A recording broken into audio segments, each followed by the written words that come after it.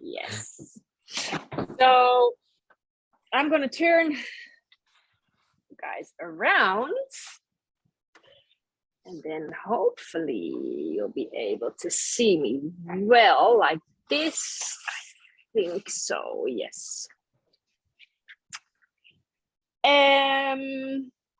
Yes. So come and stand. And I have a mat here. You don't have to have a mat. You can also just be standing on the floor. Just make sure that you can see me. And I've muted everyone, so you can make as much noise as you like during this energizing breath. Yeah, it has various names, I think, but I always call it the breath of joy. And it's really like an energizing breath, and yeah, it gets the energy flowing. It really like wakes you up. So I thought it would be a nice one to do at the start of this lecture. And if I hear some noise, so if you maybe want to check if you're not muted, then maybe mute yourself. And on the other hand, we will otherwise just hear you also maybe breathe nicely, and that's actually also okay, of course. So find a stance where you have your feet probably about hips distance apart, maybe a little bit wider even.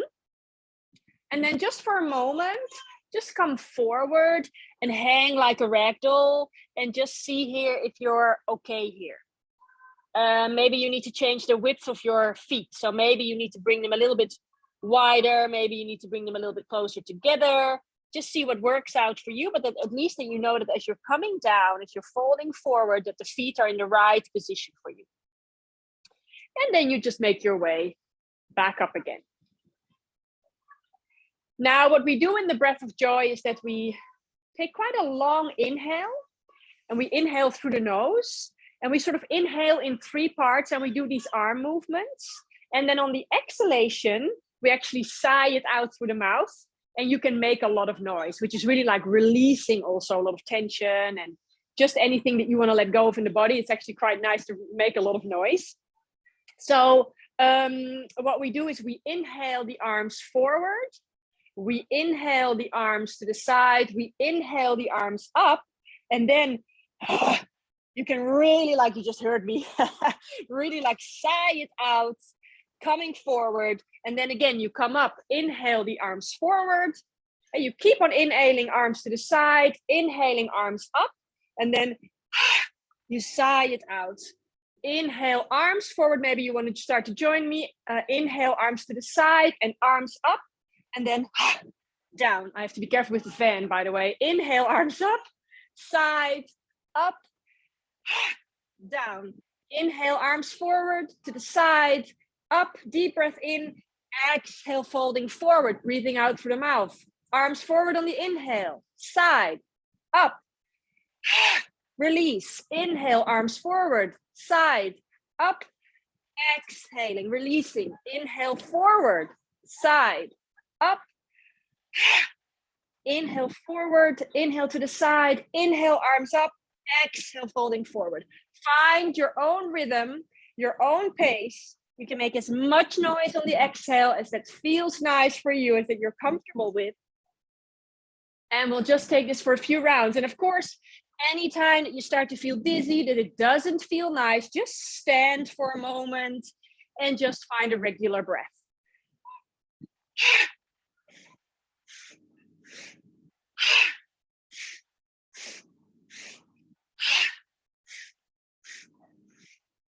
I'm making lots of noise, so I hope to sort of and make you enthusiastic to also make a lot of noise.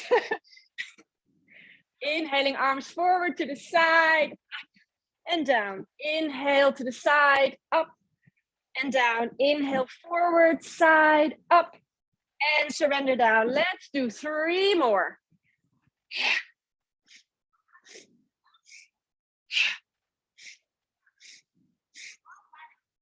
And the last time you come forward and you just come up to standing, close your eyes, arms next to your body, and just breathe here for a moment. Just finding a nice natural rhythm of breathing in and out through the nose. And just feel here. I hope that you feel that energy that is rushing through your body.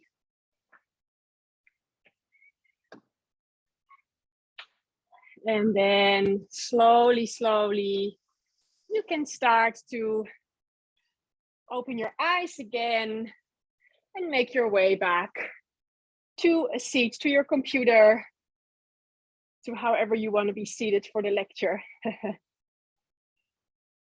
Yay! You like that? Thumbs up or thumbs down. It's also okay to say sometimes when you don't like something, that's okay as well. Not everybody likes all the different things that we do. Yeah, I really like this one. It's a really nice breath to do if you're teaching vinyasa, like at the start of your class, and to get people like connecting to their breath, and like before you do sun salutations or something. It's a really nice one. So and it's, if you're doing like an energetic theme, then yeah, that's a really good one as well. And I know, of course, you're in a hot yoga studio, and I've never actually done this in a hot space. I don't know how intense that would be. Could be that might be a little bit, yeah, you would have to find that out, because it might be a little bit intense depending on the heat in the room.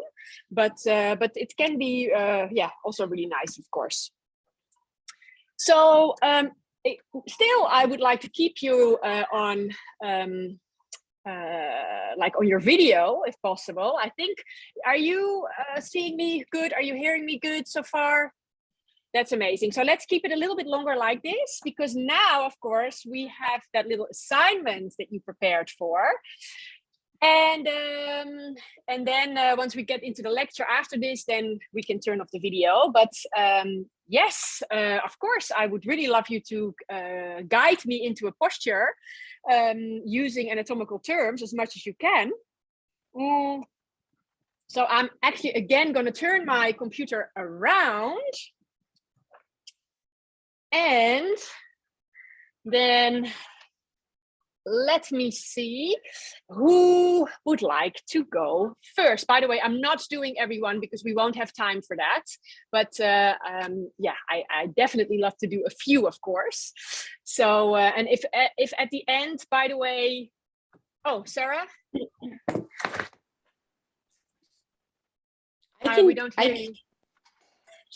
I can go first. I'm so curious if my directions will end up getting you into the right pose. Yeah, I think Sarah just wants to say something. If we could, thank you, Katara, for volunteering. I think that's great. I'm really looking forward to hearing. I love going first. Katara's instructions. Yeah, and that's what I want. That's actually what I wanted to say, was we have some quieter yogis in the group, and I would love for some of them to go on this time around. So I'm thinking like Cassie didn't get to finish a turn on humanities, or Autumn I would love to hear from. Yeah, just some of the more quieter ones. If you're somebody who doesn't volunteer often, I'd love to hear from you. They know who they are. Yeah, that is always nice. And of course, like what I would do if I would be with you, like when I do my own teacher trainings and I'm with the students the whole time, then I have the time to see who, for example, is the one that would never sort of speak up first. So then I would choose this person and also would indicate like, hey, please, would you want to come and step forward or whatever. So yes, this is something that I won't be able to see so much since we're not so much together, but definitely yes. Yeah, also this is a good practice for you to also sort of speak out and be in front of a class, so to say. But let me see, Katara, you're welcome to of course go first, so I can hear you because you're in my ears. I don't see you that well because the computer's quite far away, but doesn't matter. I'm in anatomical position and you can cue me into a posture. Should I say the Sanskrit name of the No, pose? please. The good thing is that we can see, because otherwise I would know what I'm doing. And it's actually really nice. That's the fun part, is that at some point we really tend to have really a lot of fun, because then I'm confused and then I end up in a weird pose, or maybe I actually find the pose and we can guess what pose it is. So that's nice. Okay, so you're facing anterior and you're in the frontal plane, right? Yeah, perfect. Okay. And you're gonna turn the lateral left side of your body onto the sagittal plane as the left leg steps back to land at a 60-degree angle to the front, to the anterior part of your body. So my left leg is going to come to the anterior front of the body. You're going to turn into the sagittal plane, turning your left side of your body. You're going to come into your sagittal plane. Sagittal plane. Uh-huh. And you're going to have your back foot is going to be at a 60-degree angle to your ventral surface. It's going to be back foot is so for me, is it like, so you want me to internally or externally rotate, or medial or lateral rotation? Yeah, I want you to do some medial rotation with your back leg. Yeah. So so for this case, this is my right foot is sort of coming in. You're saying 60-degree, right? Your right foot. Yeah, your back foot. Yeah. Okay. Yeah. And I want you to lift your arms, palms down into the sagittal plane. So you're going to lift them on the lateral sides of your body. Yeah. So what am I doing? Am I abducting or adducting or? You're abducting. Yeah. And palms down, palms So what facing. am I rotating? You're rotating anterior with your palms.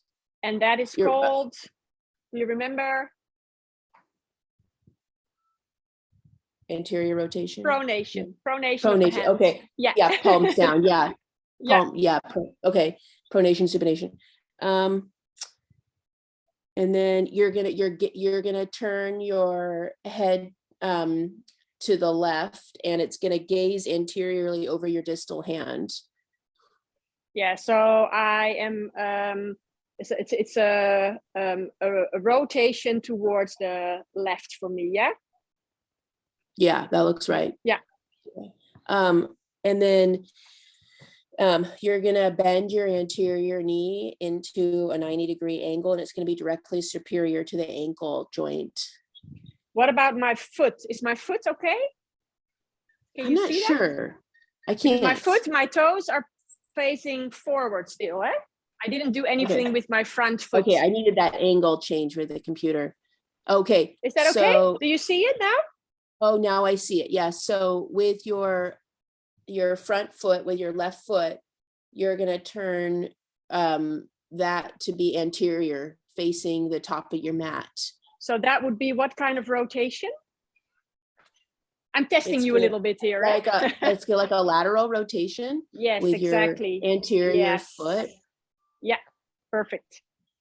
Yeah, and then you're going to bend your front knee. Which we say in anatomical terms is flexion of the knee. Flexion. Ooh, yes. Flexion of the knee into a 90-degree angle, and it's going to be directly superior over the ankle. Flexion. Yes. So what posture am I in, guys? A warrior two pose. Virabhadrasana. Virabhadrasana B. Yes. Thank you. Great. B. Yes. Yes, please. Next one. I'll volunteer and get it over with. Hi, who is that? Yeah, Lindsay. Sorry, I see it. Yes. Hi, Lindsay. Hi. Okay. If you happen to hear anything, it's my dog in the background. So okay. Disclaimer. I can hear you at this moment. So we're actually going to start from a seated position. Okay.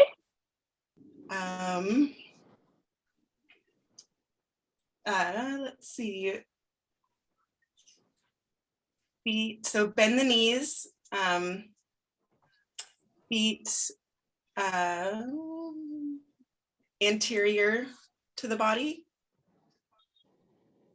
So I'm going to flex into my knees. Like this? Yes. Yeah. How far? Yes, so flex into the knees.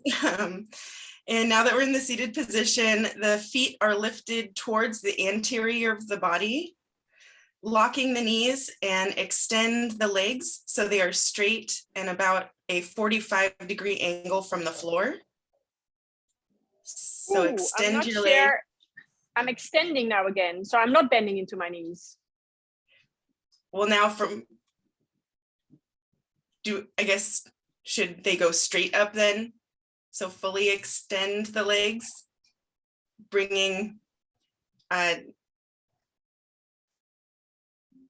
maybe It's difficult, eh? Very. So then bring the feet towards the superior position of the head, towards your head. Your feet towards your head. And I keep my knees bent. So if you extend the legs, does that mean the angle is more obtuse? Well, I and going have the feeling that we're going maybe to Navasana. Is that okay? Can you give me a thumbs up if that's the case? Yeah, okay. Or you can say it, of course. So if I would just start seated and I don't do anything with, I mean, like if I'm coming into a seat and we're talking about anatomical positions, and I know this is not specifically how you'll cue it in a class. So this is just a test about getting a little bit of an idea of anatomical terms and how do you actually cue a pose correctly. And then now you see already like how difficult it is when you just talk about first about the knees, but there's something happening into my hips as well. Because besides flexion in the knees, I'm flexing here. This is also flexion. And if I would stay up straight, if you don't cue me to do anything with how am I going to get my legs up? Okay, yes, maybe some people can, but in general, most of the people at least need to be like this to get their feet up. You gotta distribute your weight. Yeah. Do you understand? So that's why these exercises that we're doing are really great, because you sort of get to feel into like, oh, how actually, where would I start to cue a posture? And so, and in general, especially with standing poses, it's very great to start, of course, with the foundation. But in this case, you could say the foundation would be actually the sitting bones. Okay. And so, yes, you said, okay, come down into a seat. I'm just showing you from the side because it's a bit more easy. And if I had my legs straight, I think I would do what you said. So there's a flexion in the hips and a flexion in the knees, and you bring your soles of the feet to the floor. So that's great. You started like this already. But then you said, actually, you wanted to get me to lift the feet away from the floor. And there, I think I would probably start to talk about to tilt the torso towards the back. So towards the dorsal side or towards the posterior. You can even have hands on the floor or hands on the legs, because some people will need to have hands on the legs. And of course, if you're thinking anatomical position, you could say a bit of an internal rotation in the shoulders and then clasping onto the legs, for example. And from here, as you're tilting backwards, then you could start to lift the knees up. So basically, you're starting to sort of straighten again into the legs, extension into the legs a little bit, but you want to keep a sort of a 90-degree bend maybe for most people in the beginning at least. And then you can say, yes, then maybe extending into the arms.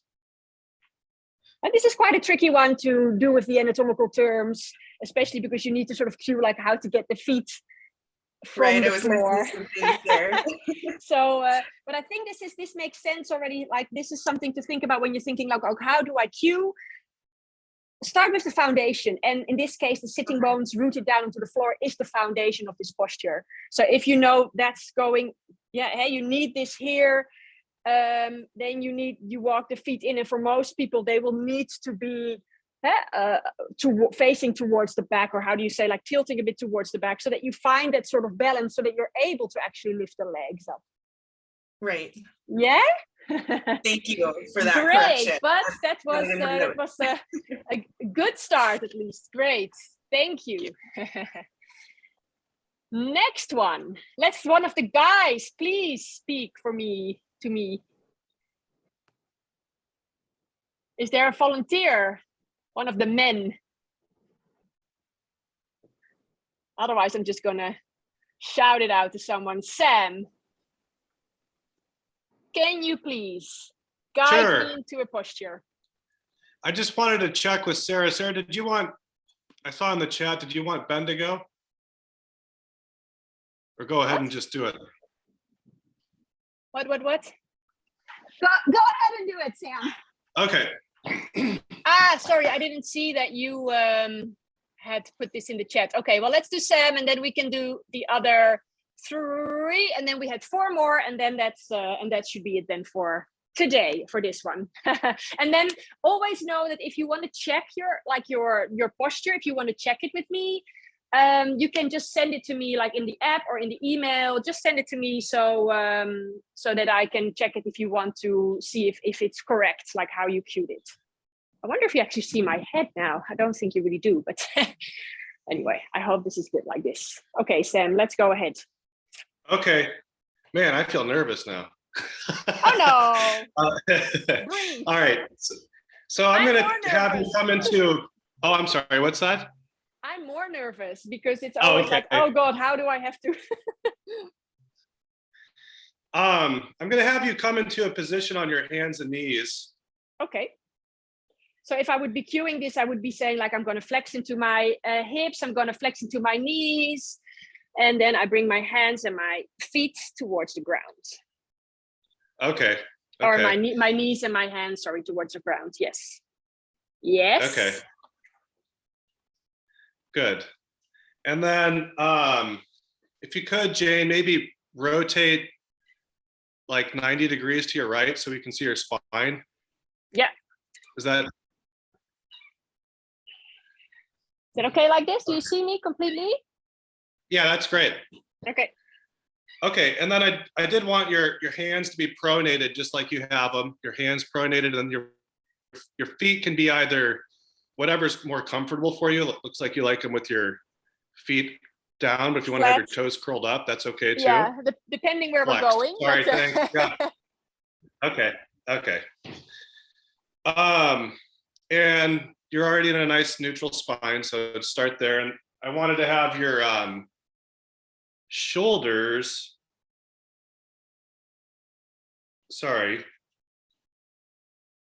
also pretty neutral to start.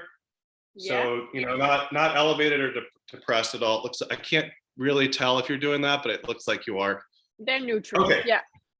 Okay, so starting at your sacrum, I'd like you to slowly tilt your pelvis into an anterior position. Right at your sacrum. Yeah. Opposite way. So maybe I said that incorrectly. Should that be posterior? Yes, because anterior tilt is this. I'm sticking my butt out and the hip bones, I'm pressing them towards the floor. Posterior so tilt. Then a posterior. Yeah, this is a posterior tilt. Now I am pulling the hip bones backwards to the back of my body. Okay, great. And as much as possible, don't go into your thoracic spine to start. So tilt your pelvis into that posterior position, but don't move into your thoracic spine yet. Just go really slowly through each vertebrae of your lumbar spine. Does that make sense? Mm-hmm. Okay. Yeah. I'm trying to keep my upper back, my thoracic neutral now. Okay. Come up a little bit into your lumbar spine. Okay, good. And actually, how does that feel, Jane? Good. Okay. Then now I'd like you to keep your cervical spine straight and move into your thoracic spine. And maybe if I need to give more terms here, you're probably wanting that, aren't you? But you mean like you said go into your thoracic, so you want me to flex into my spine? More posterior bend into your thoracic spine, yes. Yeah, so it's flexion of the spine. Yeah, this is what we call flexion. Flexion of the spine, okay. Yeah. Thank you. More? Until you come into your end range of your thoracic spine, keeping your cervical spine neutral. Okay. Okay. And finally, flexing your cervical spine into a more posterior position.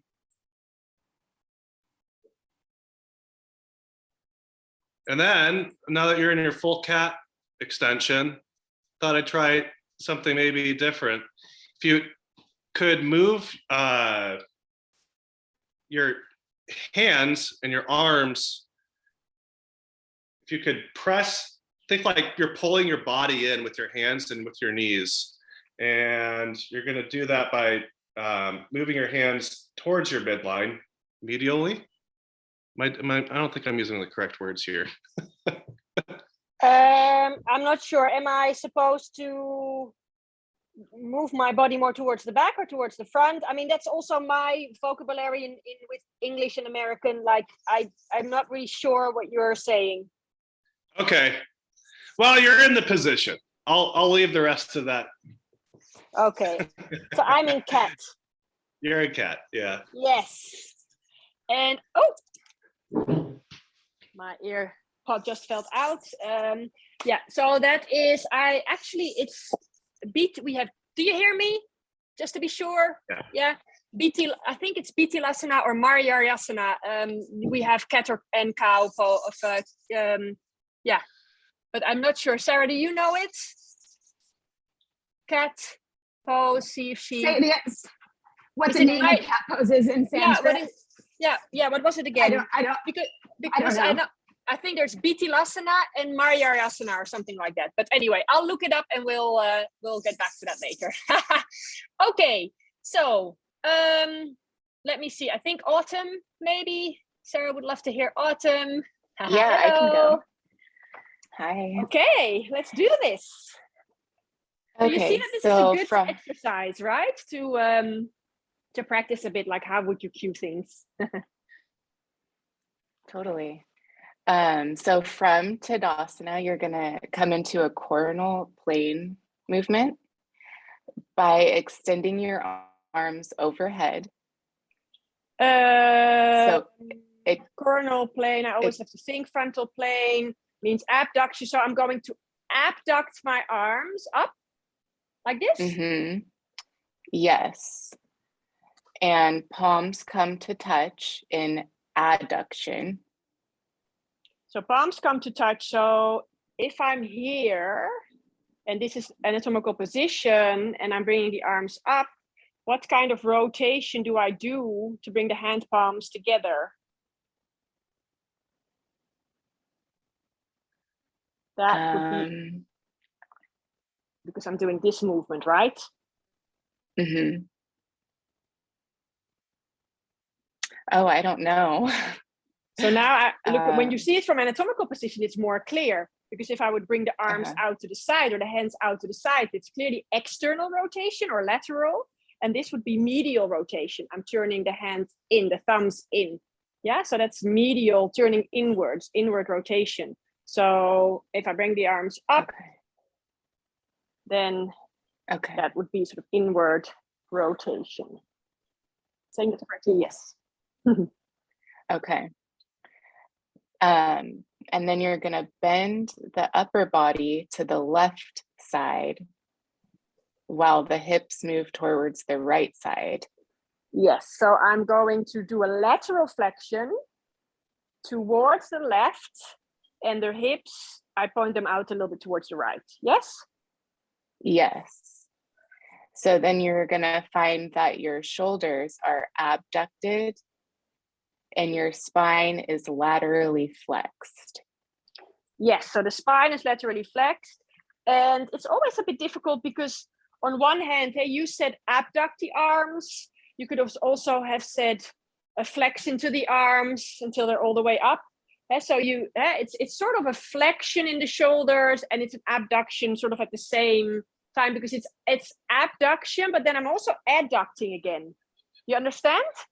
Because abduction is away from the midline and adduction is towards the midline. So I would probably, in anatomical terms, and nothing is always just one movement in the body. Yeah? Let that also be clear for you guys, that nothing is only abduction or only extension or only, there's so much going on in general in movements that it's multiple things together. But this is just, again, this is just a little test to get you sort of thinking about it.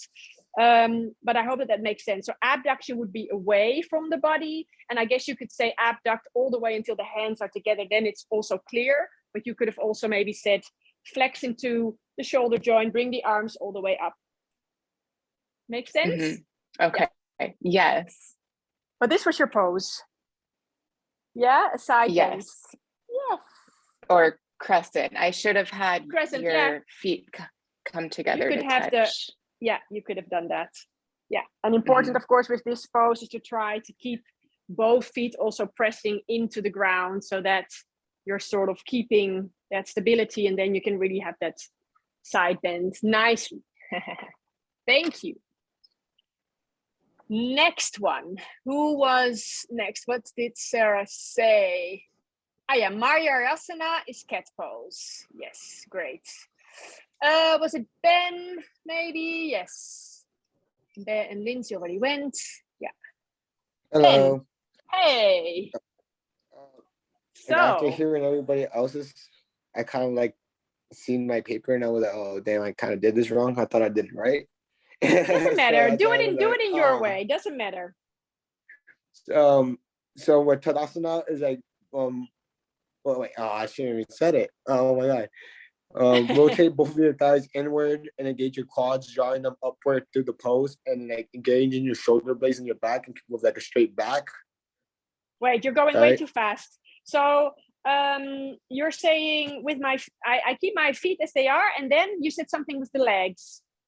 Okay. Rotate your thighs inward. Yeah, but engage. Just inward. But do I do anything with the feet, or do I leave them? Want to balance on all four corners of your feet. Okay, but I am just energetically pulling the thighs inward. Yeah. Internal rotation a little bit. Yeah, just to engage. Rotation, and engage your quads. Yeah. And then drawing them upward to the pose. Then palms facing forward and engaging your shoulder blades to like a little bit together. So when I'm bringing my shoulder blades together, do you remember what that's called? Interior. Right? No, for the shoulder blades, they have two names. Like bringing the shoulder blades together is retraction, and bringing the shoulder blades apart, and we're rounding a bit in that upper back, that is protraction. Okay, retraction and protraction. Yes. All right. Okay. Then that's pretty much what I got down. So, yeah, because you were basically cueing me into mountain pose, right? Yeah. Yes. Yeah. Well, I mean, yeah, I could have also said, okay, I'm just going to stand in another way and then come to it. But you said it nicely because, yes, you want to ground down into the feet. You want to definitely lift up the kneecaps and a little bit of that internal rotation. Yes. Yeah. And of course, if you're really going forward, I would always sort of start right at the feet, building up. So also start with the pelvic floor muscles, pulling them up a little bit, the navel in and up. And then also trying to keep the chest, the shoulders broad. You did that nicely by saying retracting the shoulders. So instead of somebody being like this, you want them to be like that. But then also a lot of people, when they retract their shoulders, they tend to do this. And what the idea is that we want to actually bring those lower ribs a little bit in so that you create this corset around this part of the body. Like it will be like engaging the core, right? Yeah. But sometimes remember that for some people, when you say engaging the core, they don't get that, or they don't. So especially if you're like teaching beginners and stuff, it's really nice to build it up a little bit and like talk about that pelvic floor muscles, pulling it up, navel in and up, opening in the chest. But at the same time, you want to sort of pull those lower ribs in, and then they get a little bit more of that sort of corset here. All right. But nice job. Okay, thank you. Okay, so anyone that wants to still share their instructions with me. Jane, there's a question in the chat, and I'm wondering if you would let me see at it. Yeah, when I'm far away from the computer, I don't see the chat constantly. Let me see. Qatar saying, are you talking about the question where the arms would be internally or externally rotated overhead? Yes, there's some debate on there, and some people are saying internal, some people are saying external. If you could just clarify for everyone. Yeah. So Okay. of course, let me again. I'll just do it for like this for a moment, and we'll talk about this also a little bit more later on when we're talking about shoulders and arms. But of course, when your body's in different positions, it sometimes can be hard to be aware of what's internal and what's external rotation. So it's easier when we're just standing. Yeah, when we're just standing, it's easy because we sort of know that as we bring the thumbs in, that is internal rotation, and as we rotate the thumbs out, and that's external rotation. So I also sometimes in the class say, okay, let's do it in different ways with the arms. So when you bring the arms out to the side, what would be internal? What would be external? This is internal. I'm turning inward, like forward, and this is external. So it's still that thumb. I also keep the thumb a little bit as like a reference point. So like this, the thumb is coming in, internal, and here the thumb is coming out, external. Can I just make a quick check? Can I just say something really fast, Jane? So yeah, if you aren't also rotating at the elbows and the wrists, like for instance, in a Paschimma Namaskarasana, when you're in a reverse, I'm running on a treadmill, everyone. So if I'm out of breath, that's why. If you're in a reverse prayer position, when you have some internal rotation, but the rest of the lower arm are maybe doing different actions, how would you differentiate? Of course. But I think that is something not for now. We're going to build up. Yeah, we're just about to talk about connective tissues, and then later we talk about bones. So let me not just start on this straight away. We can do that later. But just quickly, of course, there is different rotations: shoulders, elbows, hands. Yeah? So you are now looking at it where I'm not doing something different with the lower arm or with the hand on its own, basically, sort of to say. So if you're just keeping it straight, internal rotation, external rotation, arms to the side, internal rotation, external rotation. When the arms come up, internal rotation is actually where you sort of try to bring the pinky in a bit more. And let me say if that's, yeah, and then external rotation is, sorry, I have to, yeah, internal rotate. This is external rotation. So, and that you would keep the arms, and it's difficult because you tend to be able to move the arms and the forearms and the hands separately. But see it as moving inward or moving outward with the humerus bone. Internal, external, internal, external. And I hope that makes sense, because so in general, when you have your arms up and you're in a down dog, that is external rotation. You're trying to externally rotate outwards in the shoulder joint. But then, of course, there is something else happening in the lower arm, because the lower arm is more like internally rotated, and there's pronation of the hand, of course. But you're trying to bring, and maybe that's even better from the outside in a down dog. And don't look at my forearms and my hands, but just look at the shoulders. External rotation, internal rotation. A little hard to see. Yeah, maybe Sarah can show it like when you're closer to her, so she can actually show that to you. I can imagine that that's a bit hard to see also because, yeah, there's clothes and muscles over it. But in general, in your down dog, you're really trying to externally rotate in the shoulders. But then there is, of course, the rotation in the forearm and the rotation the rotation in the forearm that's bringing the hand with it. So, but there's this pronation of the hand. But maybe Sarah can show that in class so that you can actually look at her body or try to feel it. And I think it's always easy, again, like this is easy. You when you're standing like this, then it's sort of easy to think, okay, now this is clearly inwards, this is clearly outward, and you can, if you don't move your forearms separately, then you can see it quite clearly on the hands. When the arms are to the outside, inward and outward, bring them up, do the same thing, inward, outward. When we're doing outward, it's like you're creating also like a bit more space. So you're doing this with the shoulder blades. And I hope that that makes sense. Yeah, but otherwise, Sarah will definitely show you in flesh, which will probably help.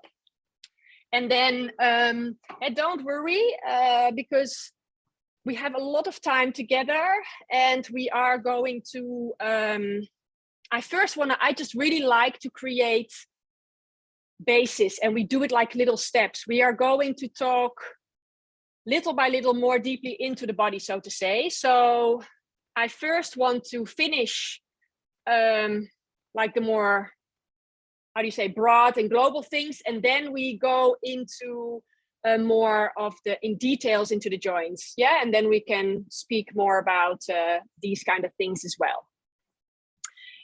Okay, let me just see for a moment what's the time. Yeah, we still have a little bit of time, so I would love to just start with connective tissues. But before I do that, and before you turn your video off, maybe you can let me know if there was any questions on the things that we spoke about last time. If there anything came up throughout the week, and if not, that's also cool. Then everything hopefully was just clear. But just checking if there was anything specific that you thought, oh, this or that. No, doesn't seem like it. I'm a little curious, Jane, if you don't mind. Yeah. When you're teaching from your experience, I mean, are you feeling out the class to figure out how technical to get with terms, or do you just go ahead and, you know, like if you're leading a class, and do you just go ahead and start using things like internal and external flexion extension and let them figure it out, or? No. I think internal and external rotation, yes, I would use that, because I think that they are words that we need to describe sometimes movement in joints. But I wouldn't talk, for example, I wouldn't use lateral rotation or medial rotation, especially because non-native English speakers then would maybe even get more confused. I think internal, external makes more sense. I would also always show it. If I have a class where I do a lot of binding, for example, then I make really clear with the shoulders what is internal, what is external rotation, but also showing that you can have actually internal rotation or external with the shoulders and do something else with the forearm. And then, but this was literally just a little bit of a test to get you to, and not a test, but just a little assignment, yeah, to get you to think about like, how would you cue, and how to get a little bit familiar with the anatomical terms, because as we're going through the anatomy, these anatomical terms will come up more often, and then at least you, you've heard it. But I wouldn't use all these words in a class. Like, for example, I wouldn't probably say flex your shoulders, meaning lift up the arms, because a lot of people don't know that this is actually flexion. So they would then, I would just, for example, say raise the arms up. So yes, you don't use those anatomical terms in that sense as you're teaching a class, because that would become really problematic probably for most of the students. Yes, so I hope that's clear. Okay, let's give it another like 15 minutes for the bit of lecture on the connective tissues, and then I'll give you a little break. Connective tissues you can find in your manual on, what is it, page 6 and 7. And if you want to turn off your video, that's fine. Then we make sure that we have a little bit more of a stable internet connection like that. And I'll just share my screen with you.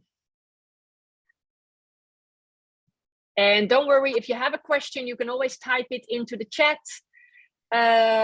Also, you can unmute yourself, and I will also come back to you at some point, of course, and check in with you to make sure that everything is okay. Okay. So just a little recap. We were talking about the body is, of course, set up or built up out of the cells. And we have sort of 4 basic cell tissues. And one of those tissues is connective tissue. And connective tissue is like a wide name, a broad name for a lot of different tissues, basically. Bones are also connective tissue. Blood is connective tissue. Fascia. And then, of course, ligaments, tendons, cartilage.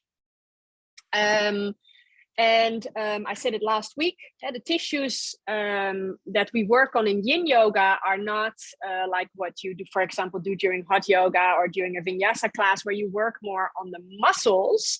During yin yoga, we work more on those connective tissues like the ligaments, cartilage, fascia, joints, and bones. Yeah, so, and I know that Sarah will be also doing a session on yin yoga and explaining more about that. So what are ligaments?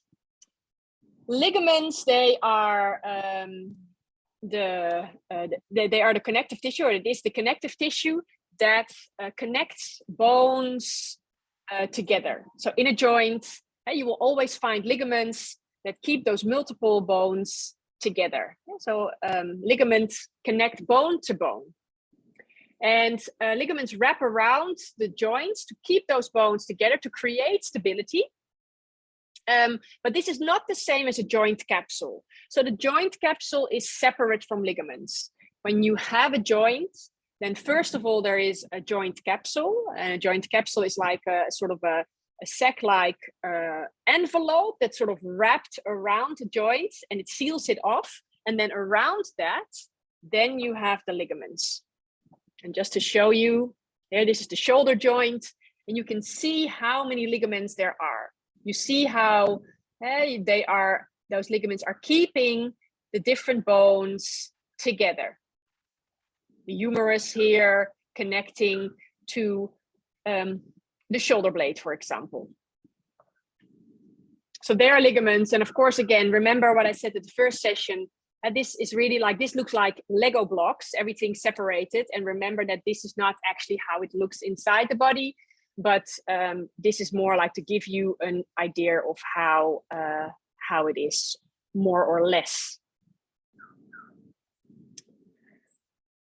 So mostly ligaments are lying parallel to muscles and tendons, meaning that they're lying sort of deeper into the body, and the muscles and tendons would be a little bit more superficial, so to say. So it means that they are laying over each other. They are parallel. That's in most places in the body, it is like that. But, and I think that's very interesting, this is something that they actually didn't know so long ago, or weren't aware of. It's been actually come out through some research in the last few years, that in some places in the body, we actually have a ligament that lies in series with the muscle and the tendon. And I'll show you a little bit more about this in a moment in a picture. But what it means is that it's because the ligament is also connected to the muscle, it basically creates a little bit more stability for a joint. We call those specific ligaments, or maybe ligament is then in that sense not the complete right word anymore.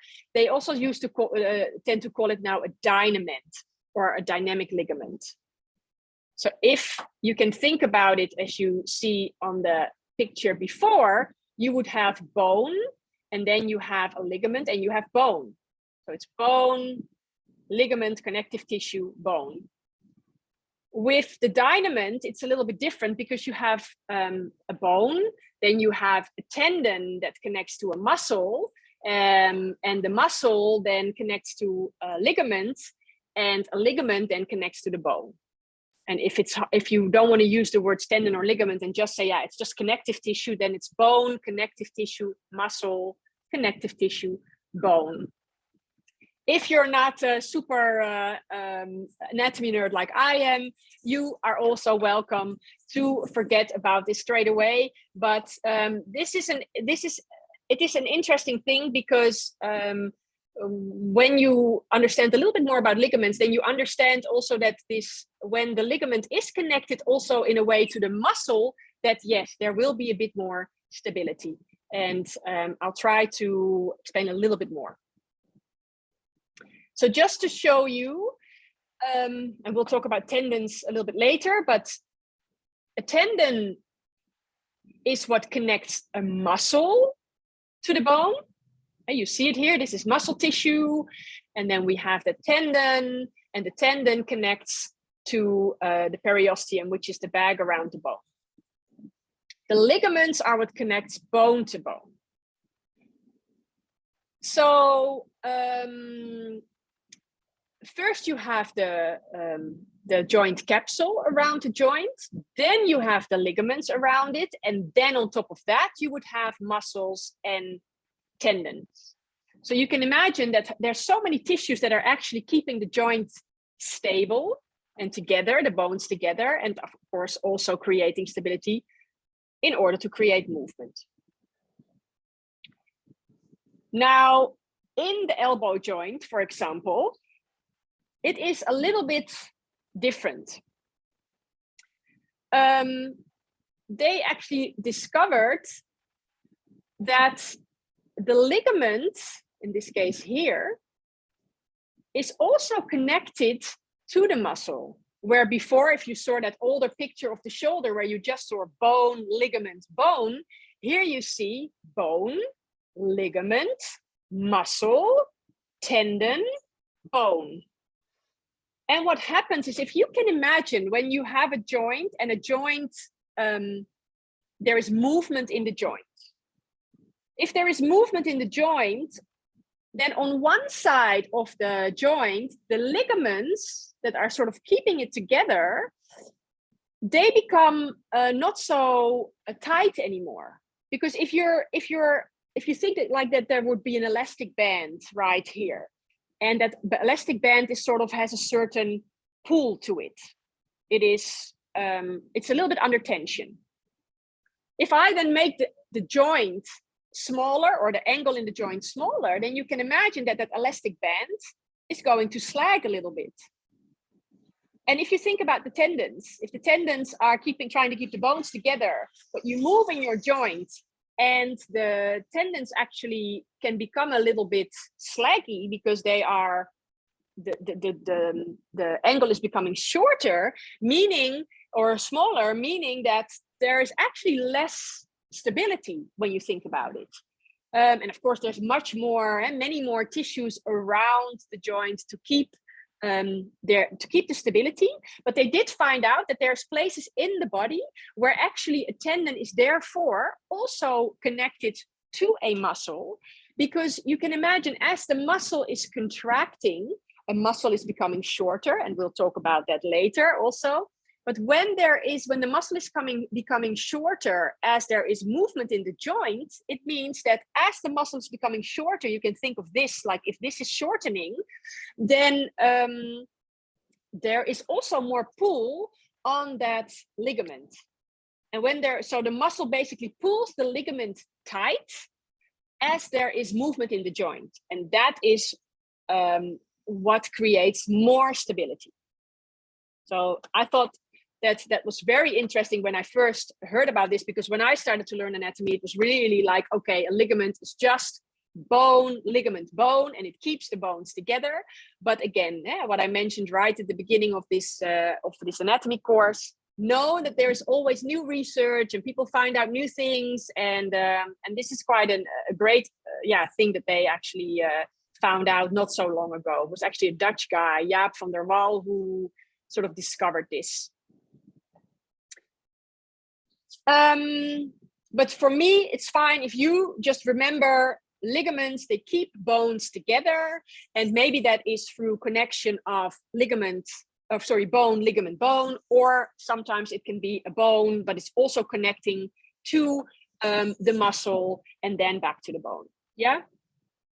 So one thing that's important to know about ligaments is that in general, ligaments can only stretch a little bit. They are really there to create stability for the body. Yeah, so they don't want to be super stretchy like a muscle is, because they need to keep those bones together. But we do have places in the body where ligaments and also tendons, but we talk about tendons later, are very elasticy, and they work as a spring.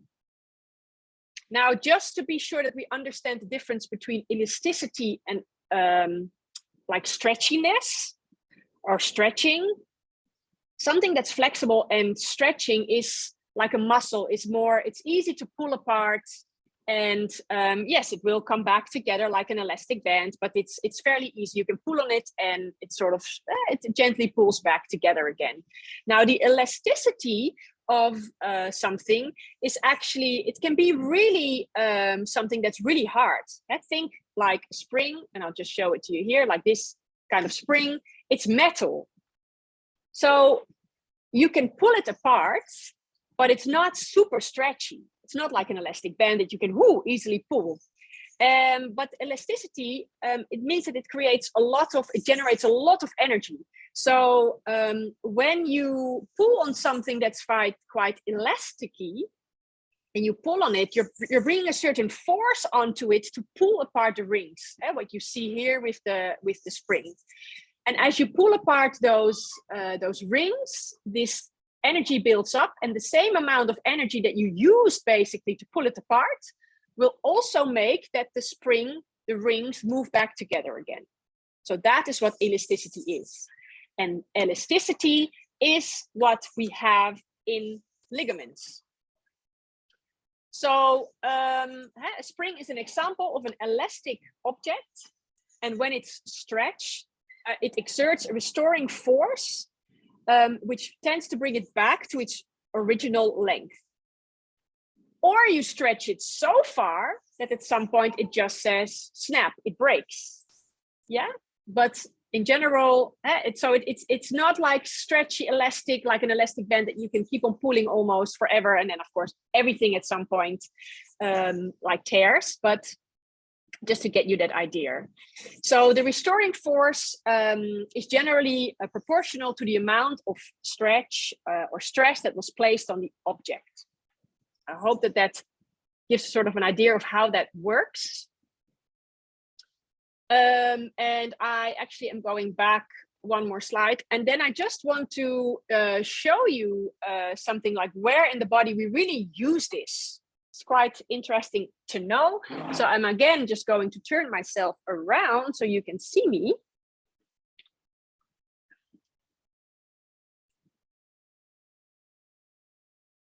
So one place in the body where we actually have this, and I'm just gonna actually stop sharing for a moment so that I can make myself a little bit bigger in the screen for the recording if you want to watch this back later.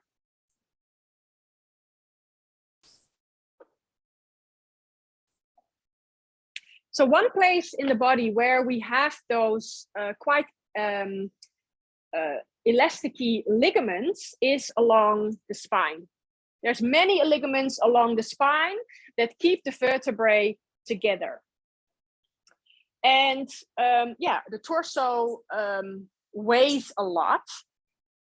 And actually, when we're doing a forward fold, we are not just using our muscles. There is a big part of ligaments involved here with bringing me back up. So as I'm folding forward, my muscles are stretching. And then at some point, ligaments really start to lengthen as well. So now there is this pull, think of those springs, there is this pull on the ligaments between the vertebrae, they're building up this energy. And then as I come back up, it is first the ligaments that are actually doing all the work. If the muscles would be doing that work, in general, they say that the muscles would snap. The torso is basically too heavy for the muscles just to carry that weight. So as I'm coming forward, the muscles are doing work to hold me up, not to let me sort of collapse down. So the muscles are working here. And then at some point, the ligaments actually take over, because otherwise the muscles would snap. So the ligaments take over. They start to increase in like building that elasticity or building that energy. And then as I'm coming back up also, there's that energy that's reversing and that's pulling me back. So probably from the floor until here, the ligaments are doing a lot of work, and then the muscles take over and I come back again. Yeah, so that's important also to know that then ligaments in some places in the body are really elastic.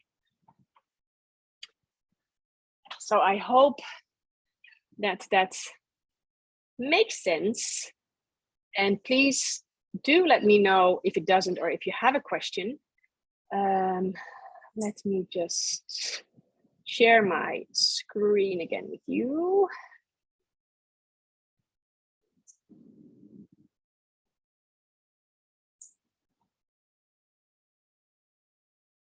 Yes. Okay. I don't see anything come up in the chat, or otherwise unmute yourself, please. If it's not clear, if you have a question, let me know. And otherwise, I just finish with the last part about the ligaments before we take a break. So ligaments in general, we say they don't stretch a lot, very little, and maybe somewhere, maybe 4%, or somewhere between 4 and 10%, maybe. So very little. And then some place in the body, they do stretch more, but it's not so much a stretch, it's that elasticity. So they get pulled, but they're still really dense tissue. And then it helps as a spring to help the body in motion, like from a forward fold, to come back up. Now, what's important to know, we already spoke about bones, and we said, what do we know about bones? We said we know that bones, for example, have their own blood supply, which is important for healing. When you break a bone, it has its own blood supply. So nutrients, building blocks, everything can come to the bone tissue to heal it. Now, ligaments, they don't have their own blood supply, meaning that it is really difficult for them to heal on their own. And at some point, yes, with time, they can heal, but it just takes a long time. And sometimes it needs surgery. Nowadays, I have a question about the ligaments. So in yin yoga, how does I practice it, how does it make the ligament stronger? That is something that I think I mentioned it in the last session already a little bit. Our body needs stress. We need stress. And stress is maybe a weird word to use it. So I've also been talking to people like, what would be a better word? And maybe you would say a load.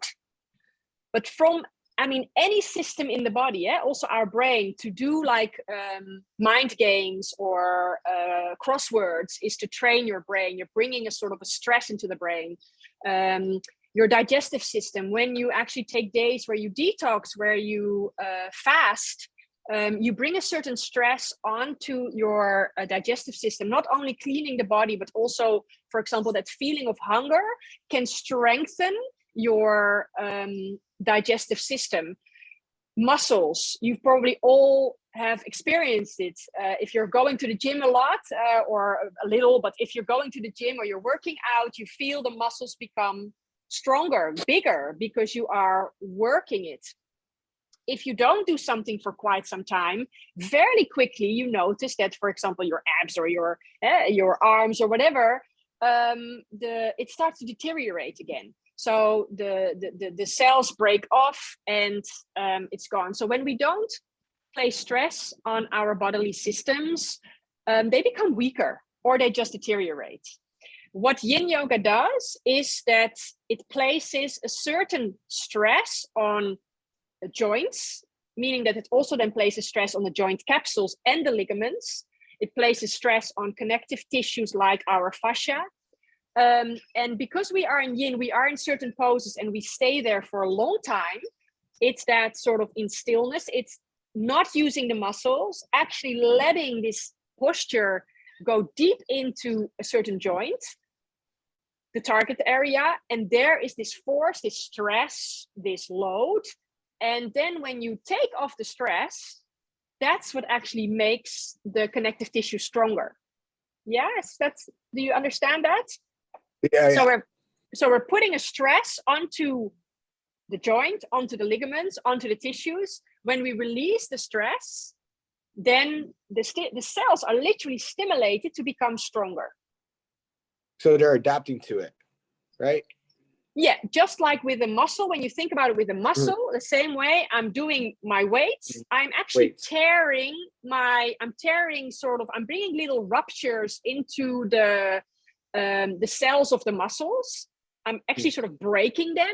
And by breaking them, the body needs to restore it. And that's why the body is so absolutely amazing, because it makes the body stronger. So it will repair the muscle fibers in more stronger. And that's also why your muscle starts to become bigger.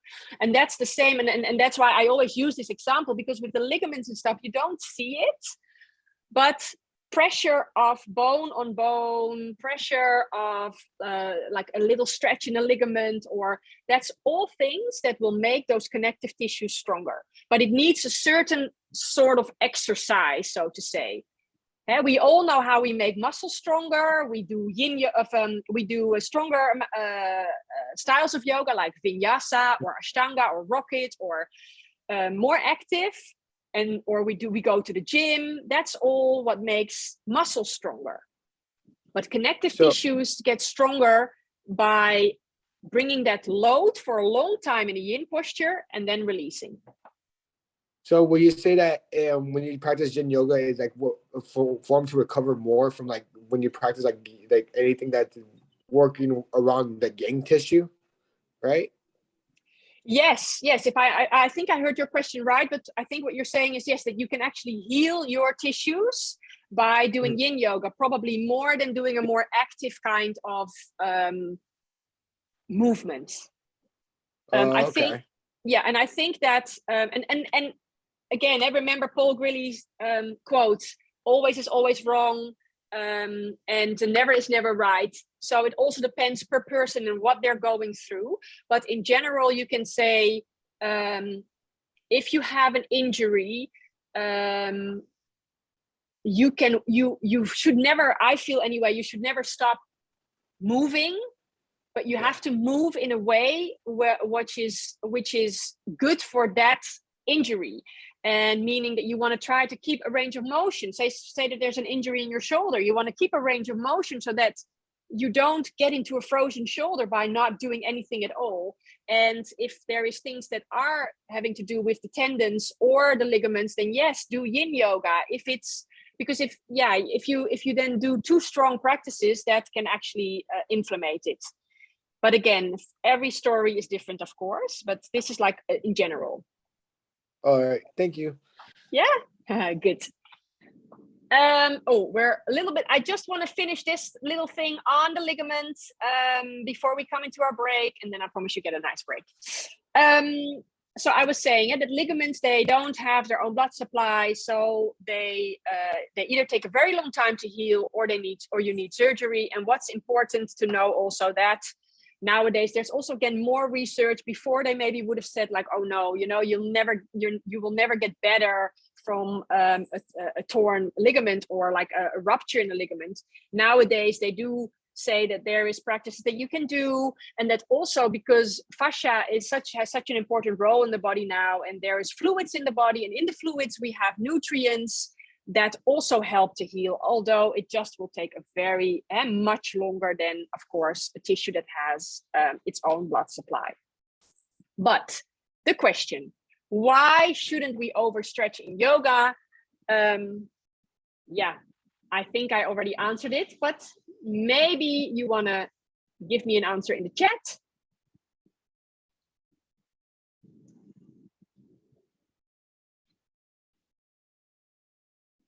Just seeing if there's anything coming in on the chat. Might take a little bit of time sometimes. So why shouldn't we overstretch when we practice yoga? John is saying damage, tearing, yes. To protect ligaments to stretch. Prevent strenuous actions to help avoid injury, yes. Perfect.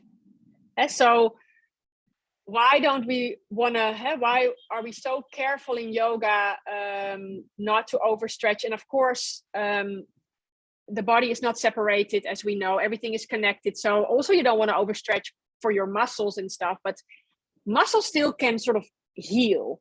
There's a lot of blood supply, but if you stretch beyond a certain point and you pass a limit and you tear or like harm a ligament, then yeah, that's just a problem, because it will really take a long time, because it almost doesn't heal itself.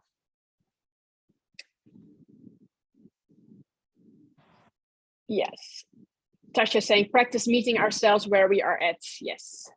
So okay guys, let me just stop sharing for a moment. Could I say something? Could I? Yes, I'm just going to put your back to just stop sharing for a moment, and then I'll get back to the gallery view so I can actually see you all. Yes. Yes, was that you, Katara? Yeah. Oh yeah. Yes. Hi. I wanted to like pose a query. Is that the right word? Yeah. I don't often say that. It sounds like more kind of like British English, but so there's that mechanism in the body. So I've had several torn ligaments in my body, and I've had some surgically repaired and some not. And so I've been thinking about this for a long time. And I have this idea that I haven't heard anyone say this, but I'm just wondering, I just want to run it by people, this mechanism in the body that when ligaments are damaged or torn, our muscles kind of guard up around it. And I'm wondering if it's not kind of expected that ligaments will tear in the human body, like because our bodies are really adaptive, and our evolutionary design has created our bodies and our tissues in a way to support like tears and damage that'll occur in a lifetime. And so I'm always marveled at that. Like when I work on clients in my bodywork practice that have torn ligaments, and sure, like, you know, the muscles around them are kind of tight as they stabilize it. But it's a pretty amazing adaptive process. Do you have any thoughts? Like, is that just like a real like winged out view that I have, that it's like our bodies, it's almost expected to tear ligaments, and then our bodies like kind of hold everything in place anyways? Yeah, I mean, I think the for me, and that's again personal, the choice of words is like the body is expected to torn ligaments. I don't agree so much in that sense, because I feel that, but I have I do a lot of vinyasa and yang styles yoga, but I also do a lot of yin, and that really got me to connect to my body. So I truly believe that, I know some teachers are really like, no, every pose is possible for everybody, and you just have to work hard. And that is not my philosophy. So my philosophy is that we are all built differently, and that there are some postures that are maybe not so right for one person and for the other. To push yourself into it, I don't think that it's always smart. Some people can live with injury fine, others are more sensitive to it, and it will really like be an annoyance to them all the time. So for me, I would say you're definitely right. The body is so amazing that because you saw it in the shoulder joint, we had so many ligaments, you cannot even count them. So if you tear one, there's no problem, basically. There's no problem. The other ligaments will adapt and help. And that's the same with the ankle. And I've heard it many times also where ligaments, yes, they just say, even medicals, they will just say straight away, oh, don't worry too much about it. We'll see what we can do, but we're not going to operate because the other ligaments around it will become actually a little bit stronger and they will take over. So I truly believe that. And yes, I guess as we're growing older, and maybe even when you're younger, but I mean, yes, of course, in the body, things will rupture or get damaged. But there are a lot of practices that we can do to help to prevent it, or to make sure that we keep then the supporting tissues around it strong, so that we keep the body healthy in that sense. So yes, I do agree with you on one hand, for sure, that at some point things happen in the body, especially as we're growing older. But there's also I also really believe in being mindful in your movement and not thinking like, oh,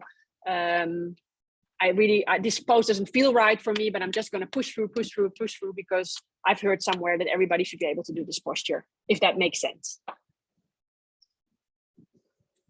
I also had something else that I don't know if you were going to touch on it now or another time, but like the physiology of stretching actually, and the mechanisms in our body with like how stretching actually occurs in our body. So I don't know if that's for now or another time. Yeah, no, well, when we're talking about muscles, we're definitely going to talk a little bit more about stretching and ways of stretching and the language that you were going to use to describe it. Thank you. Yeah, for sure. And then if there's anything maybe that you have to add, that would be amazing.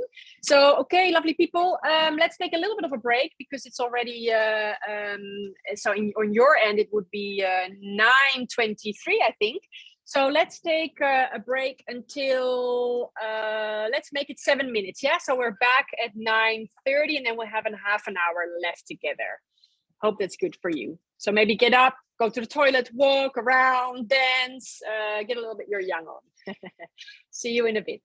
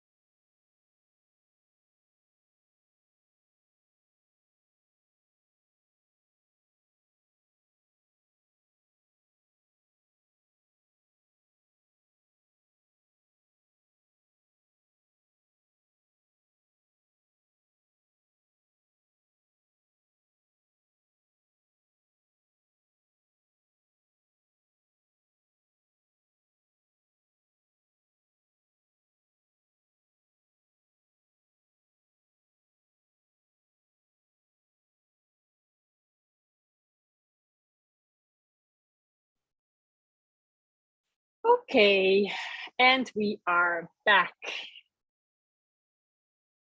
We have another half an hour to go. So assuming everybody is there, I will just start. Hello, Danielle. I will just start to, yes, everybody's there. Nice. Start to share my screen again so we can continue with the connective tissues. Next, we'll talk about the tendons. Let me see, where am I? Yes. Okay. So the tendons. Tendons are part of the connective tissues, and it's the connective tissue that connects muscle to bone.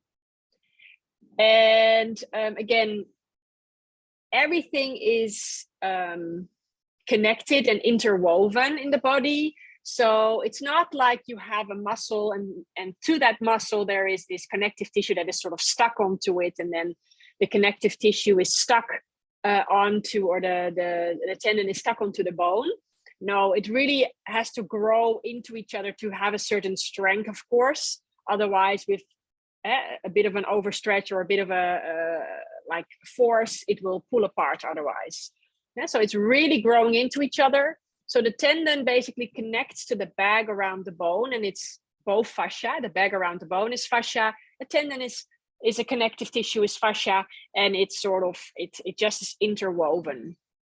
So the tendon is an extension actually of the fascia, of the connective tissue that we have inside the muscles, because around each muscle fiber we have fascia, connective tissue, and all those connective tissues that are wrapping around the muscle fibers sort of come together at the end of the muscle, and that is what creates what we call a tendon.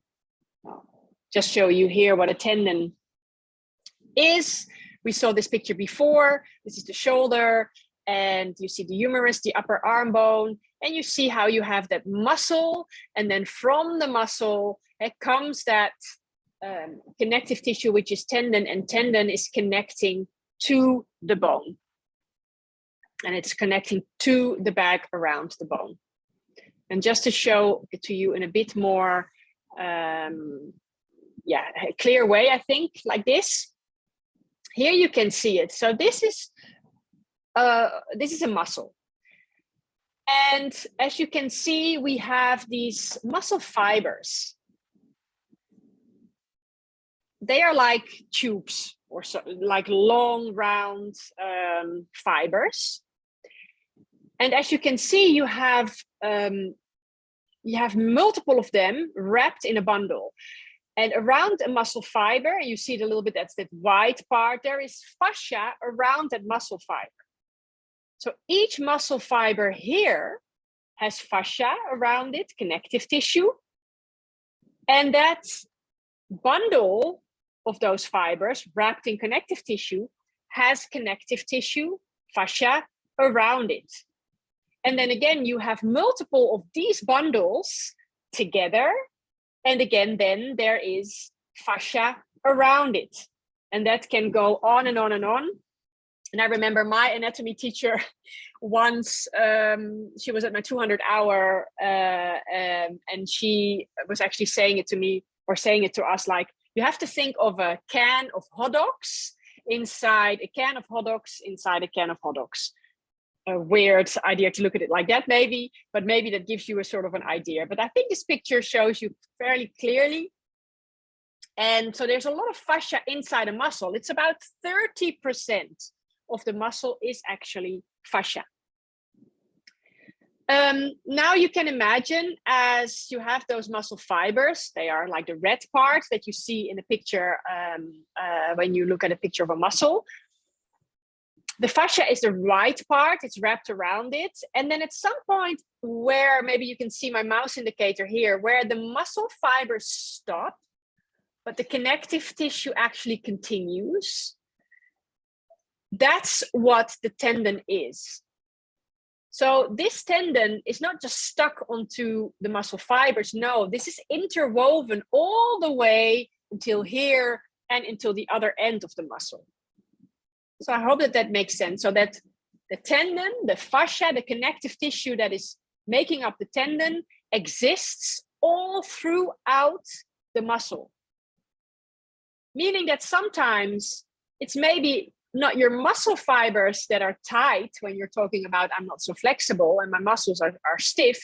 It could also very well be that it's just your fascia that's actually really tight. So the connective tissue, but what we call a tendon, is connecting to the bone here, and it's the bag around the bone that's also fascia, and that again is like interwoven. So it will need a lot of force to actually tear something because it's really like connected.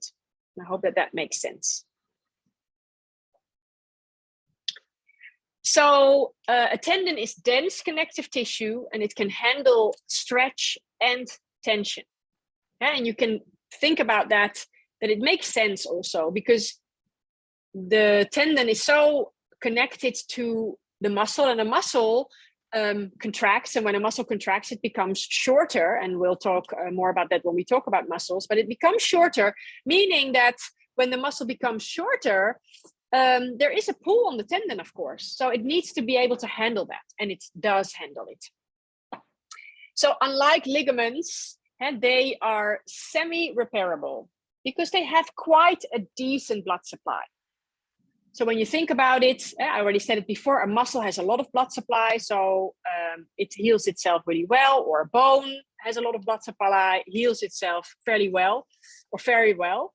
So you can imagine in the range of what is better, what is worse. Sometimes you're better off breaking a bone because of the blood supply, it will heal faster than when you rupture a tendon or a ligament, because it will just take a lot longer. And then a ligament, of course, a lot longer than a tendon, because a tendon has a decent blood supply. And my question to you is, can you think about it as I just explained to you, what a tendon is and where it is situated? Why do you think it has a decent blood supply compared to a ligament? And please, maybe you can write that answer for me in the chat.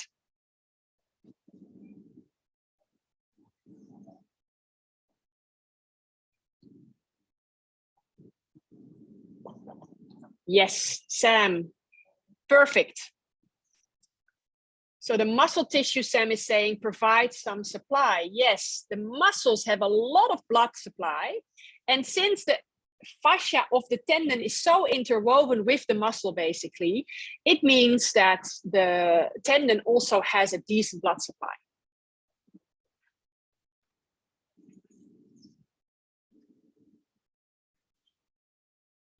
Yes, I'm not really sure, John, your answer. You say because they have to change shape and muscle change. Yeah, as muscle changes, yeah. So muscle changes, and that means that, of course, the tendon needs to be able to handle that stress or that pull. But when you're talking about literally just the blood supply, what we were talking about, then it's important to realize the muscle has a lot of blood supply because we need a lot of energy, of course, for the muscles in order to be able to move. And because the connective tissue, what is called the tendon, is so wrapped around the muscle tissue, it has its own, it sort of has a decent blood supply to heal itself. So I hope that is clear. Tendons also work like springs sometimes in some places in the body. And you can think about, this is that thing what I said about the ligaments, for example, along the spine. And that's the same way with tendons in some parts of the body, they really work like springs. So for example, the Achilles tendon, you can see it on this picture, really can work like a spring. It has this elasticity. And as you want to jump up, for example, or you're going to sprint, you know, that position where you start to flex into the ankles, like a dorsiflexion and a flexion into the knees. So you're starting to bend into the ankles, bend into the knees. That is sort of pulling onto the Achilles tendon, giving it that force, and then as you release it, then you actually get the pull to jump up, for example. Yeah, so in some parts of the body, those tendons really work like springs as well. Just going back for a moment to the question or to the chat, just to see. Yeah, John. Yeah. Katara is also saying, do tendons get fed from synovial fluid so they can repair themselves faster? I feel like I've heard that somewhere along the way. Well, synovial fluid is more inside a joint. There is, of course, fluid outside the cells in the body as well, and they have nutrients, so that also helps. But we'll talk a bit more about synovial fluid when we actually start to talk about joints, so I'll get back to that. Then talking about other connective tissue, cartilage. Cartilage, we all know it from our ears. It's that sort of soft, but still like it's soft and hard at the same time. It's very flexible, like in the nose, in the ears we have it. But it also is in places in the body where it sort of protects bone on bone rubbing.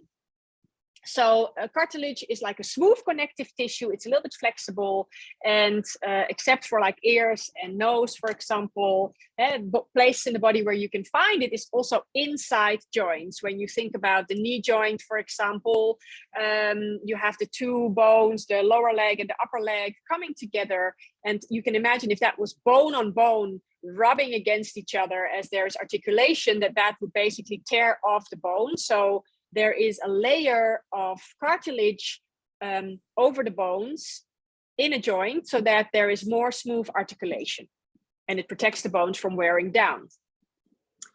So connective tissues have no blood supply at all. So it doesn't heal very well on its own. Many times, you hear like, okay, if a connective tissue is gone, it's worn off, especially as you're growing older, after using a joint a lot, many years, then a lot is, most times it's said you can't heal that anymore. And now there is more research, and I think that they even have treatments where they'll sort of inject something that creates a certain layer, and so that can like work as cartilage. But also there is a treatment that I hear, but they only do it with people until 45, for example, in Holland, because then they still consider that as young enough to regenerate cartilage. So there are now new things happening. My yin yoga guru is Bernie Clark, and he has actually healed both his menisci, the cartilage in his knees, by doing yin yoga and doing certain like sitting on a stick, on a dowling, and bringing pressure into the knee. So yes, there's more and more research now. They say that although there's no blood supply, that and this is also, Katara, what you were saying about the synovial fluid inside a joint, and that's where the connective tissue, of where the cartilage is. There is also this joint capsule wrapped around it. And the joint capsule, it secretes the synovial fluid, and that carries, of course, also nutrients. And those nutrients can help to little by little help to regenerate or heal the cartilage. But it is hard and it will take time. And it's also not always said that for everybody it will work. So this is showing you that cartilage right here. This is in the knee. So this is the femur bone, this is the tibia bone. And this is the menisci or the meniscus. And you see how the bones are wrapped in that connective tissue, basically, so that, it helps with the articulation.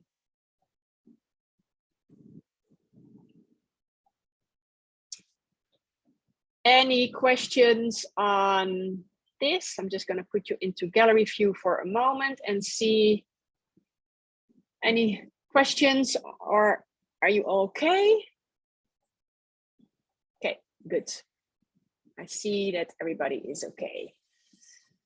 Then I'm coming back and then we'll continue to talk about fascia.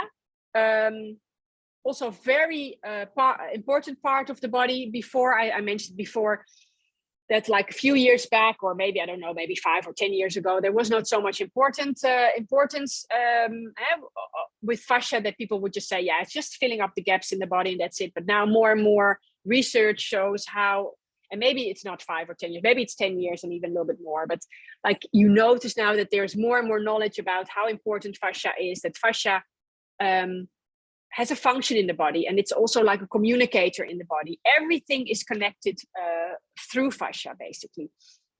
So basically connecting the tips of your finger to the tips of your toes, and also yeah, it has an importance in the body.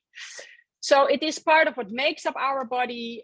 This consists mainly of collagen and also of elastin, depending also a little bit on which part of the body it is. It lies under the skin, so very superficial to the skin, but also like deep inside the body. It is everywhere in the body. So it wraps around our bones. Think about that bag around the bone that I was talking about. It wraps around muscles, around the muscle fibers. It wraps around organs. It fills up all the spaces between them. And in general, you can say that our body consists of fascial bags inside fascial bags inside fascial bags, or bags within bags within bags. That's what we are. And I talk a lot more about this in my yin course, but just quickly, it's an interesting thing. The reason why we have these bags is also because it protects the body from, if in one organ, for example, something is wrong, think of cancer cells, but also any other foreign, like molecules or something that's not right, because the fascial bag is there, it will avoid and prevent from, or at least making it a lot harder for those like cancer cells or any other thing that's happening to basically move out of that bag, if that makes sense. So it's also like a protection for the body. So fascia is attaching, it's stabilizing, it's encloses and separates muscles and other internal organs. And it is also part of our communication system. We have three communication systems in the body. We have the nervous system, we have the hormone system, the endocrine system, and then also fascia is definitely part of it. Let me just check the question in the chat. Is that capsule called periosteum? I'm familiar with dentistry and teeth have well gums and called peri. Yeah, so the joint capsule, that's the capsule that we have around the joint. That's just called a joint capsule. There must be a Latin name for it as well. I'm not sure, but I know that the bag around the bones is called periosteum. Yeah, so the bag around the bone is called periosteum, and osteo is the word that is connected in Latin to the bone. Like think about osteoporosis is when the bone is deteriorating, for example. So periosteum is the bag around the bone. This is showing you fascia. This is like a close-up, of course, very close-up, and yeah, you see it's like this sort of spider web. It's really, when you look close on fascia, it's like a spider web, and there are these cells in there, fibroblasts, and they are like the weavers of the web, the most important cells in fascia. And here, I like this picture. You see it when then you can see like that sometimes with things that happen in the body, you might have a pain in your shoulder, but it's actually coming from something on a very other location in the body, maybe even from your knee, because what you can see is as you're pulling on, for example, here the shoulder, how that affects other parts of the body. You can see the change in the lines, and the same is that here when there's this pull here, and you can see how the lines change. So if you think about it, everything is connected, and we have this sort of bodysuit made out of fascia. You can imagine that when you when there is a scar, say on one side, and because of that scar and the healing of the scar, it's pulling tissues in, that might have an effect on another part of the body a lot further away, because there is all of a sudden sort of a pull there. There is a change. So remember that yeah, now, you know, when you think about it, when everything is connected, something that happens to you in your shoulder might have an impact on your hip or on your knee or somewhere else in the body. Now, these are wonderful pictures of Gil Hadley, and I think it's so amazing to see. So this is basically our superficial fascia. Superficial fascia is so what lies just under the skin. It's where our fat cells are in. That's why it's also a bit more yellowy, orangey, and it's a bit thicker. And you can see it's like a full bodysuit. The skin has literally been cut away. And then of course here you see that he is separating the superficial fascia from the deeper fascia. But please remember that again, this is done with a scalpel. So it is really like a straight sort of cut. But also in general, think about that rainbow and the connection. This would also be interwoven in a sense. This is your superficial fascia. And here you're going more into the deep fascia, where you see also the lines, the collagen, the lines, and it is more, a little bit more, how do you say, moist, and it's more translucent. That's the deeper fascia. Okay. What time is it? Still have a little bit of time. Any questions on this, on the connective tissues, before I continue a little bit more about joints for the last few minutes that we have together? No, all good, I think. There's a question in the chat. Let me see. Okay, Sarah is going off to the studio. Bye, Sarah. And yeah, you'll see your students fairly soon again. Lovely to see you. Thank you for your comment. Okay. Just to explain a little bit about joints, and then next week we'll really start to talk about the separate joints. So a joint in the body is where two or more bones meet.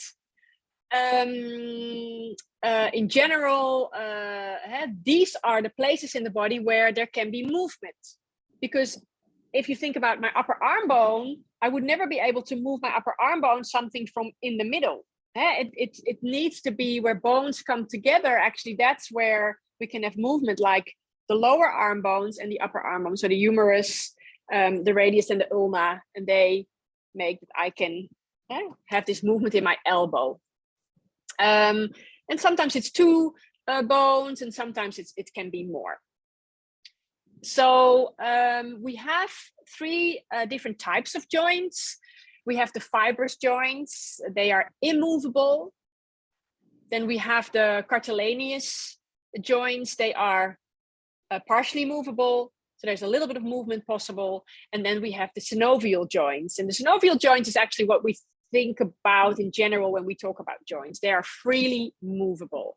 And this you can also read, of course, about in your manual, and it's on page 9. So just to give you the examples, so a fibrous joint, which we said is not movable, is thinking about the skull. And you can see how tight this is, like literally like a puzzle. It connects together perfectly, and there is basically almost no movement. And remember that we said that bones, a big task of bones is also protection. And here, of course, the bones are really protecting the brain. And as you know, or most of you probably know, as a child, you are born with these different bones. They're all separated, as you can see, and now they're really like grown together. But as a baby, these parts of bones are still, they can sort of slide over each other still, and there is still an opening, a gap. I think in Dutch it's called fontanelle, I think, but probably in English maybe as well, fontanelle. And yeah, because of the birth, it needs to go through the birth channel. So in order to be able to have those bones slide over each other, that's how it's more easy to give birth, basically. But then, of course, at some point, this needs to be completely sort of closed in and sealed off. And yeah, there's no more movement. That's, I think, when we are around 12 years old, that's when it's really like in this shape. And then we are still growing in the skull in general a little bit. Cartilaginous joints are semi-movable. Think about when you're breathing, you need stability and you need protection for the lungs, but you also need movement. So how the ribs connect to the breastbone, to the sternum, that bone that we have here, is, for example, with cartilage in between. And here it's also showing the vertebrae, and there is cartilage in between the vertebrae, and we'll talk a little bit more about that later on. And then you have the synovial joints, which are the joints that are like freely movable, and we have a lot of range of motion. Think about the shoulder or the hip or the elbow, etc.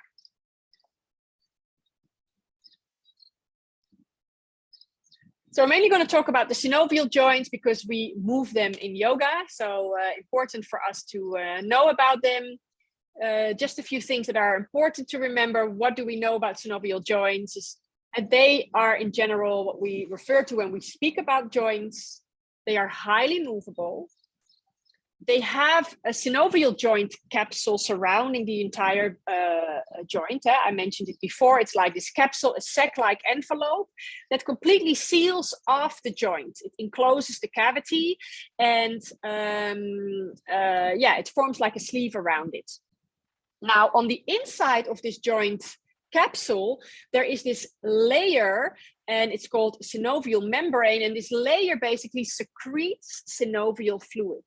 Synovial fluid is lubricating liquid that helps, of course, like motor oil basically, with articulation, so that when the bone is moving inside the other bone, that there's, because of the cartilage, because of the synovial fluid, it can be smooth. As we're growing older, we are less hydrated. We dry up, unfortunately, in our body. You can see it in your skin and in your wrinkles, but this is also happening inside your body. And meaning that when you dry up, that's why also joint lubrication is less, and movements will become a little bit harder or not so smooth anymore. And that's why also, and I keep talking sometimes about yin yoga, but that's why yin yoga is also so important, because when you hold these postures for longer, you also create that stress on the joint capsule, and you basically create stimulation for the cells to keep on being active and secreting the synovial fluid. And then, of course, what you know about when we talked about the cartilage before, and the joints inside the joint capsule, we have those bones coming together, and the bones, when they come together, they have this layer of cartilage, and that helps with the articulation.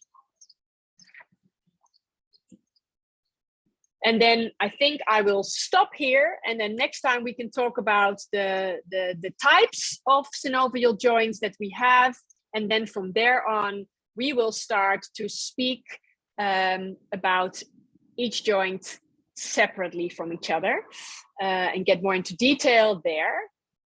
So maybe for a moment you like to put back on your camera just so that I can see you guys before we say goodbye, and just to make sure also that everything so far is clear. Now, first of all, any questions on this, or is everybody just fine? Give me a thumbs up if everybody's okay. Great. Okay. It has been a fascinating learning experience. I never really got to expose to anatomy in so much detail. I mean, this is totally new for me. I'm like, nice. What? This and that. That's good to hear. Nice. Yes, I mean, I do have questions, but they are self-explanatory in the book. I think you have done a great job, and I just want to say thank you. Thank you. And also, I like to say with that, like, if you think like, oh yeah, I'm just going to read the manual a bit later and read it, and if there then after that there's still questions, come back on it next week. Or no, next week you don't have a class because it's Easter, but then after that. And remember, you're always welcome to write me questions in the app group or private into my own app. So whatever you feel. And I also just want to say, because I'm an anatomy nerd, I really take it in small steps and I go quite deep into some of the information. I'm not saying that you need to remember all of this. I just try to give you a nice basis. It's great that you hear things, but remember the maps that I showed you in the beginning. Everybody has its own map. Everybody is sort of on this yoga training for its own course, so to say, sailing its own course, and take out of this what's important for you. And at some point, this is just a lot of general information. Once we get to the bones or to the actual joints, and we talk a little bit more also sometimes about the postures and things like that, then yes, there are important things to remember, like how do you protect the joint or things like that. But please know that you don't need to remember all these details that I tell you, because I tell you quite a lot, I know, and I go quite into detail, but I think it's also just super interesting to just listen to it and then let it come in and also like flow out again. It's fine. So don't stress and think like you need to remember everything.